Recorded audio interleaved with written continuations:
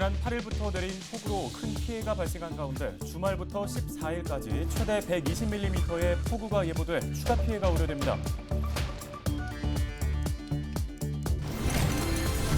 여름철 집중호우와 함께 강한 바람이 불면 오래되고 낡은 간판들이 흉기로 변할 수 있어 각별한 주의가 요구됩니다.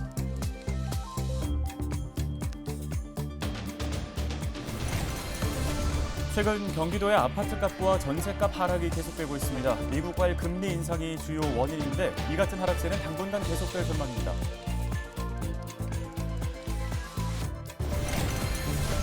부동산 가격이 하락하면서 매매가보다 전셋값이 높은 이른바 깡통 전세가 기승을 부리고 있습니다. 세입자들의 주의가 요구됩니다.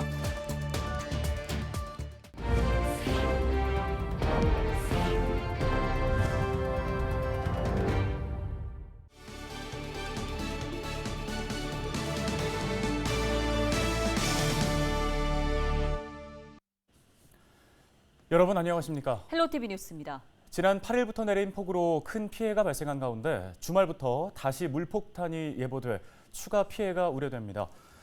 기상청은 제7호 태풍 무란이 열대 저압으로 약화됐지만 수증기를 방출하면서 다음 주 초 중부 내륙을 중심으로 비가 내릴 것으로 예보했습니다.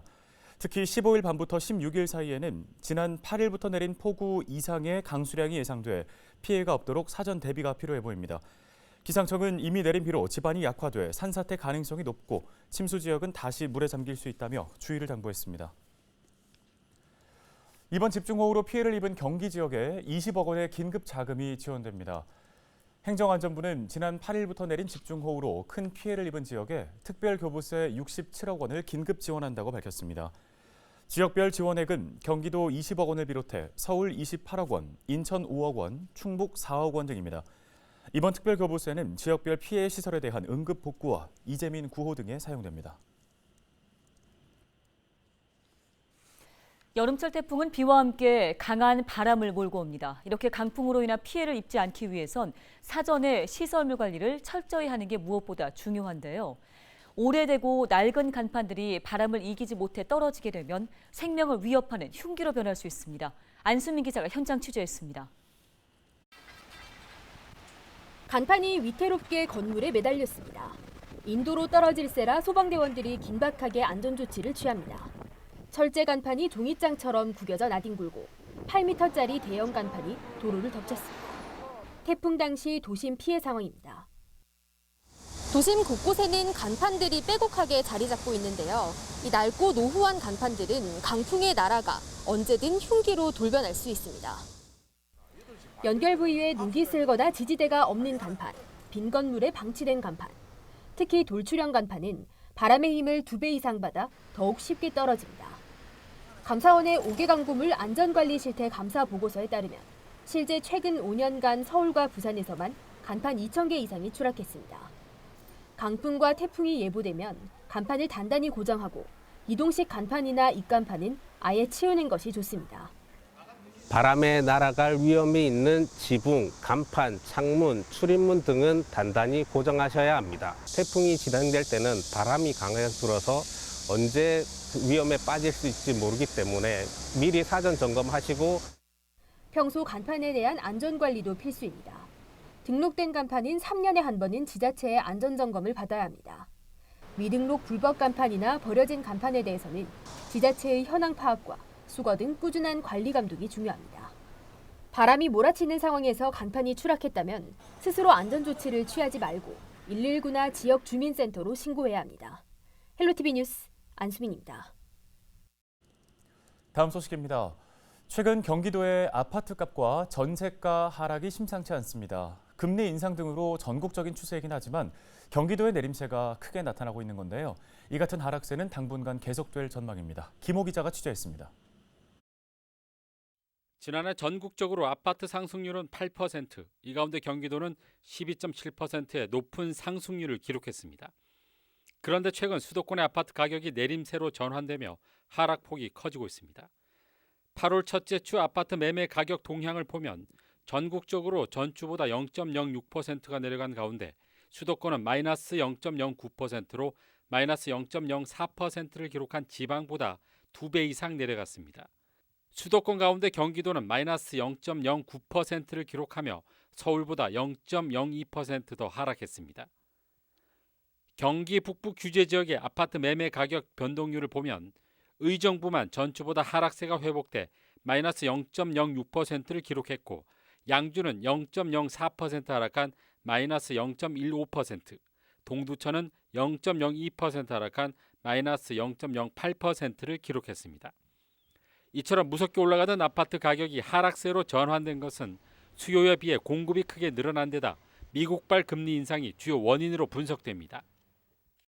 작년 말부터 이제 부동산이 고점이라는 인식이 좀 팽배해지면서 시장 자체는 좀 굉장히 냉각기를 맞이하고 있거든요. 그러다 보니까 부동산 시장이 그 와중에 가장 큰 직격탄은 이제 금리 인상이 상당히 큰 직격탄으로 이렇게 보고 있고요.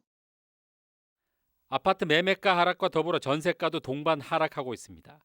같은 기간 전국 아파트 전세 가격은 전주에 비해 0.05% 하락한 가운데 수도권은 마이너스 0.07%로 지방보다 2배가량 더 내려갔습니다.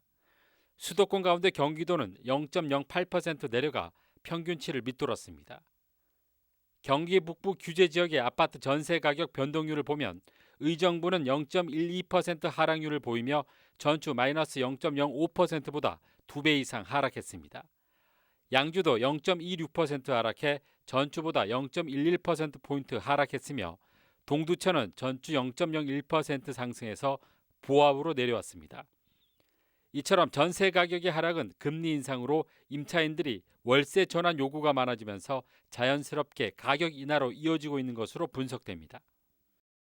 물량 플러스 또 하나는 이제 부동산 금리 상승으로 인해 가지고 전세 수요가 이제 월세로 전환하는 수요도 많다 보니까 그게 복합적으로 시장에 영향을 미치고 있다고 볼 수 있겠습니다.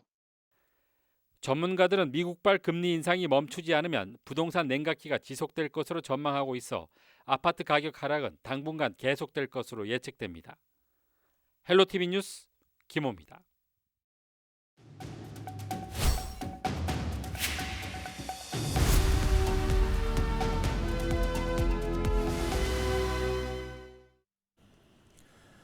네, 앞서 전해드린 것처럼 수도권을 중심으로 부동산 가격이 하락하면서 매매가보다 전세값이 높은 이른바 깡통전세 물건 거래가 늘고 있습니다. 또 집주인이 전세 세입자에게 보증금을 돌려주지 않은 사고액이 지난달에 사상 최대치를 갈아치웠다고 하는데요. 네, 전세 사기에 주의가 요구됩니다. 오늘 이 시간에는 창조도시경제연구소 이재모 소장을 전화 연결해서 관련된 이야기 나눠보도록 하겠습니다. 소장님 안녕하십니까? 네, 안녕하십니까? 예, 이른바 깡통 전세 거래 가장 많은 지역으로 지금 서울과 인천이 꼽혔습니다. 자, 그렇다면 경기 북부 지역 상황은 어떤가요? 경기 북부도 뭐 저는 예외가 아니라고 이렇게 생각을 합니다. 왜냐하면 이제 최근 2, 3년 동안 갭 투자가 이제 활성화된 지역 중에 의정부나 동두천도 이제 포함이 돼 있기 때문에요. 이제 거기에서 이제 매매가 대비 전세가율이 높은 지역들은 한번 확인을 해볼 필요가 좀 있다라고 보여집니다. 특히 이제 비규제 지역으로 이제 그 외지인 투자가 기승을 부리면서 저가주택이라든지 신축 빌라, 그다음에 소형 오피스텔 등의 어떤 이런 것들이 분양하지 않고 바로 전세로 체결된 경우는 조금 유의를 해야 될 거라고 생각합니다. 네, 그런데 사실 깡통 전세만의 문제는 아니거든요. 각종 전세 사기가 기승을 부리고 있다고 하는데 어떤 유형의 행위들이 시장을 어지럽히고 있는 겁니까? 사기가 이제 점차로 고도화되다 보니까는 상당히 지능적인 어떤 그 범죄 수법들이 이제 많은데요. 최근에 이제 경찰청에서 밝힌 이제 전세 사기 유형이 아마 대표적이라고 할 수 있겠습니다. 깡통 전세 등 고의적 임대차 보증금을 위반하거나 또는 무자본 갭 투자, 실소유자 행세 등 권한 없는 계약을 체결하고 그리고 또 부동산의 권리관계를 허위고지하거나 위임받은 범위를 넘어서 이제 전세 계약을 체결하는 경우들이 대표적인 거라고 볼 수 있고요. 특히 최근엔 이제 신축 빌라라든지 이제 소형 오피스텔 등을 애초부터 분양하지 않고 전세를 놓으면서 건축주와 브로커들 그다음에 이제 관련 중개사, 임대인 등이 이제 공모해서 전세 보증 기관을 상대로 해서 전세 보증금을 편취하는 그런 전세 사기도 상당수 있는 걸로 지금 드러나고 있습니다. 네, 누군가에게 이 전세금은 전 재산일 수도 있는 문제인데요. 자, 그렇다면 이제 이 전세 사기 사건에 휘말리지 않는 게 중요합니다. 어떻게 해야 안전하게 자산을 지킬 수 있을까요? 일단 사전 확인을 철저히 하는 거 하고요. 권리관계에서부터 이제 어떤 이 검증이 최선의 방법입니다. 일단 사기가 발생이 돼서 이제 전세보증금을 반환하지 못하게 된다라면 그거를 돌려받는 그 과정은 너무나 길고 그리고 고통스럽고 또 이 임대인이 재산이 없을 경우에는 심지어는 받지 못하는 경우가 있기 때문에요. 일단 전세보증금 반환보증보험을 반드시 가입하는 것이 좋고요. 또 전세보증금 반환 보증보험을 가입할 때 임대인의 신용이 부적절할 경우에는 보증보험 가입이 거절되는 경우도 있습니다.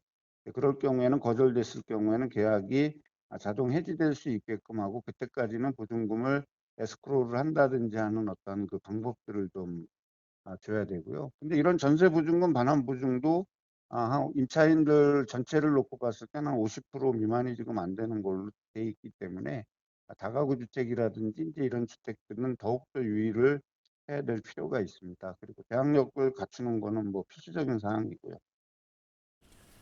네, 말씀 여기까지 듣겠습니다. 창조도시경제연구소 이재문 소장이었습니다.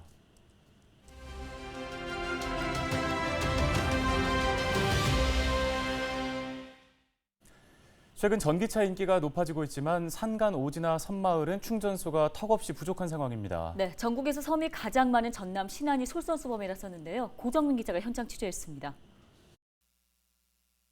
전남 목포에서 100길로 2시간 정도 달려 도착한 섬 신안 비금도. 섬 주민 박호민 씨는 화물용 전기차를 이용하고 있는데 이만저만 불편한 게 아닙니다. 전기차 충전소가 단 한 곳도 없어 장거리 이동에 부담이 된다는 겁니다. 농번기엔 넉넉하게 충전할 수 있는 시간이 부족해 전기차를 세워놓는 경우도 다반사입니다.